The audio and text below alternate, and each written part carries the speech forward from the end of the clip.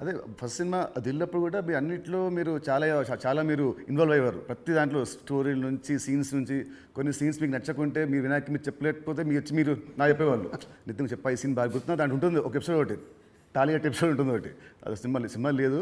So అది so మీ ఉత్సాహాన్ని చూసే సుకుమార్ గారు సినిమా రైటర్ కదా ఆయన పెట్టాడు సినిమాలో ఒక డైలాగ్ వస్తుంది మై నేమ్ ఇస్ రాజు అంటే ఒకరు వచ్చి ఎందుకంత ఫోజు మిమ్మల్ని చూసే పెట్టాడు డైలాగ్ గుర్తున్నా బోర్డు మీద రాసి బోర్డు మీద సో 2003 రాజుగారి దగ్గర ఉన్నదేంటి ఇప్పుడు రాజుగారి దగ్గర లేనిదేంటి ఉన్నది 2003కి ఇప్పటికీ ఉన్నది సినిమా అంటే అవలీలగా ఎక్స్పీరియన్స్తో పాటు వచ్చిన ఎక్స్పీరియన్స్తో పాటు సో ఈజీగా ఎలాంటి సిచ్యువేషన్ అయినా హ్యాండిల్ చేసే కెపాసిటీ అండ్ సినిమా పైన ఇంకా అవగాహన ఉంది. ఇది సాధించాను. లేనిది 2003 నుంచి 2010 వరకు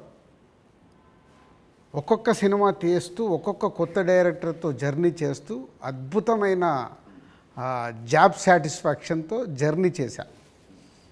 2014 తర్వాత అంటే ఆ పీరియడ్ తర్వాత నంబర్ ఆఫ్ ప్రొడక్షన్స్కు షిఫ్ట్ అయిపోయి సో దాన్ని ఎంజాయ్ చేయలేకపోతున్నా.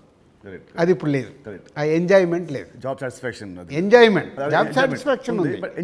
ఎంజాయ్మెంట్ అంటే మార్నింగ్ 7కు నేను లొకేషన్కి వెళ్ళిపోయి ఈవినింగ్ ప్యాకప్ వరకు ఉండి మళ్ళీ వచ్చి నెక్స్ట్ డే సీన్ గురించి వెళ్ళి ఆఫీస్లో కూర్చొని 10 వరకు కూర్చొని అదొక ఎంజాయ్మెంట్ నాకు. I'm missing that. ఇప్పుడు ఆడియన్స్ సినిమా థియేటర్కి చెప్తారు మామూలు ఇప్పుడు ఆడియన్స్ ఇప్పుడు ఎక్కువ రావట్లేదు అది ప్రొడ్యూసర్గా ఏం చేయాలో మీరు చెప్తున్నారు.